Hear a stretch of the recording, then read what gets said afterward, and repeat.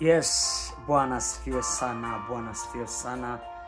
Nikusalimu katika jina la Yesu Kristo wa Nazareti aliye hai. Sikia neno hili, sikia ujumbe huu mzuri sana ambao utakuvusha siku ya leo.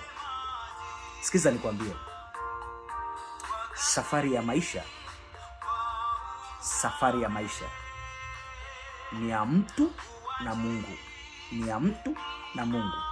Maono ya mtu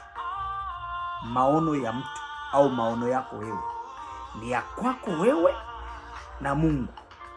Maana yake nini?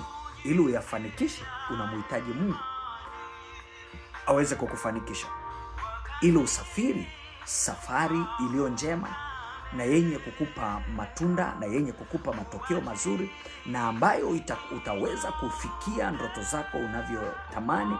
Lazima umtegemee Mungu. Sawa, lazima umtegemee nani? Mungu. Kamata hiyo pointi. Maana yake nini? Mungu ndiye atakayekutengenezea strategic, mbinu mbalimbali, uwezo wa kila namna, nguvu ya kufanikisha lile jambo.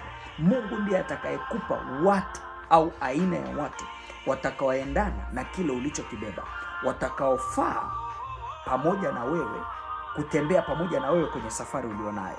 Mungu ndiye atakayekutengenezea au atakayekuletea watu ambao watakuwa sehemu ya yale maono yako. Kwa maana nyingine ni kwamba watakaoweza kusapoti zile ndoto zako. Lakini si kila mtu anafaa kwa safari yako, si kila mtu anafaa kwa ndoto zako, si kila mtu ambaye anafaa kuwa karibu na wewe na ukafanikisha kila ambacho unakihitaji. La, haitawezekana na haitakuwa salama sana. Lazima uchuje rafiki ambao utatembea nao. Unajua kwa sababu gani? Maandiko yanasema kwenye Methali ya kwamba chuma hunoa chuma. Sijui kama unanielewa. Aina ya rafiki uliye naye itategemeana, hayuko kama wewe ulivyo, ana ndoto na maono ambayo wewe unayo. Na je, ni sababu ya yeye kukufanikisha au kukusababisha wewe usonge mbele kwa ajili ya kuziendea zile ndoto zako? Kama sivyo, basi lazima wakina Yona wakamatwe, watupwe baharini, kisha bahari yako ipate kuwa salama. Haikuwa rahisi kwa wale ambao walikuwa ni wasafiri, waliokuwa wanasafiri katika ile meli iliyokuwa ikielekea wapi, ambao inakatiza katika lile bahari kuelekea Tarshishi. Wengine walikuwa kielekea pengine Ninawi. Angalia ile meli ilivyokuwa inatembea ndani ya maji. Kumbe katika wasafiri hao waliokuwemo alikuwemo mtu mmoja anaitwa Yona. Kumbe Yona hakutakiwa kuwa katika ile safari, kwa sababu safari ya ile meli ilikuwa ikielekea Tarshish, lakini Yona anatakiwa kwenda mji wa Ninawi. Haleluya. Lakini Yona ameshabadili safari yake. Maono ya Yona ni ya kule Ninawi, lakini maono ya wasafiri ambao wako kwenye merikebu ni ya kwenda Tarshishi. Sasa you see, hao watu tayari wanatembea, watu ambao kimitazamo wako tofauti, kwa mawazo wako tofauti, kimipango wako tofauti. Okay, kwa malengo na makusudio mahali wanakoenda wako tofauti. Huyu mmoja Yona anatakiwa kwenda kuhubiri injili ya Ninawi, kuokolewa. Hao wengine ni wafanya biashara. You see, biashara mbili tofauti, mitazamo miwili tofauti, jutes tofauti. So tunaweza tukatembea na watu ambao kumbe si sehemu ya maisha yetu, na tunaweza tukakaa na watu na tukaishi na watu ambao hawawi sababu ya sisi kufika kwenye ndoto zetu. Kwa nini? Kwa sababu kila ukitembea na mtu ambaye hana ndoto zako, rahisi sana kukukwamisha.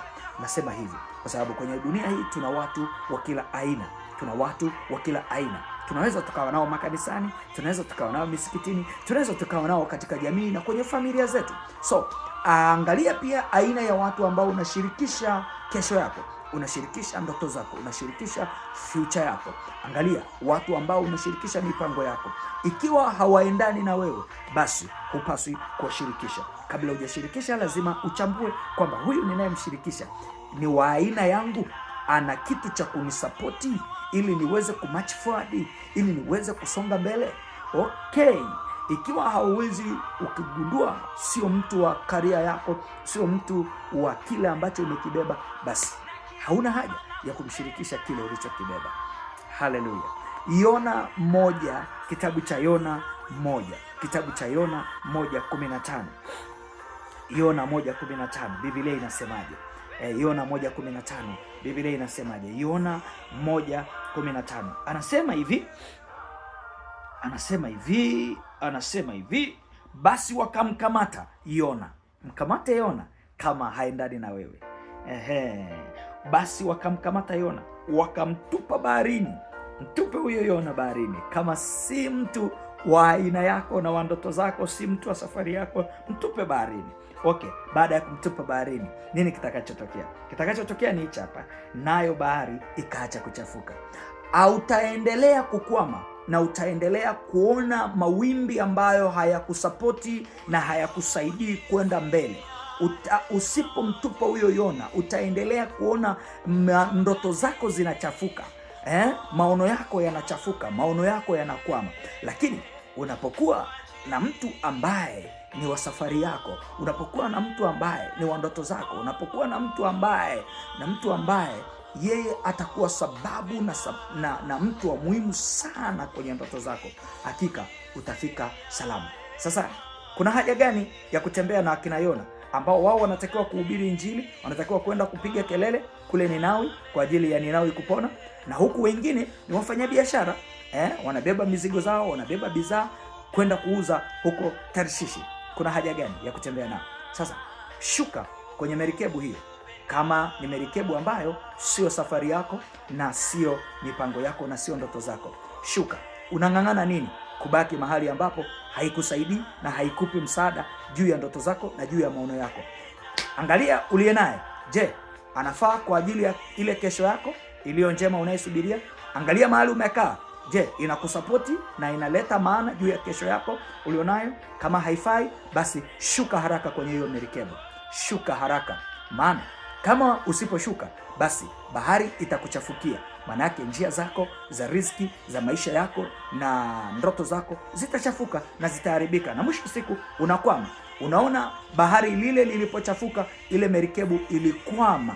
Lakini baada ya Yona kutupwa, merikebu ikawa shwari. Lakini pamoja na kwamba merikebu imekuwa shwari, unaona hawa watu na wafanyabiashara wameshapata hasara ya mizigo zao na mazao zao na bidhaa zao ambayo wanapeleka kwa ajili ya mambo ya kibiashara. Sasa kabla hujapata hasara, shuka haraka kwenye hiyo merikebu. Mwambie mwenzako, shuka haraka kwenye merikebu. Tembea na wanaoenda safari na wewe, tembea na watu ambao wana mchango kwenye ndoto zako. Asante, Mungu akubariki sana.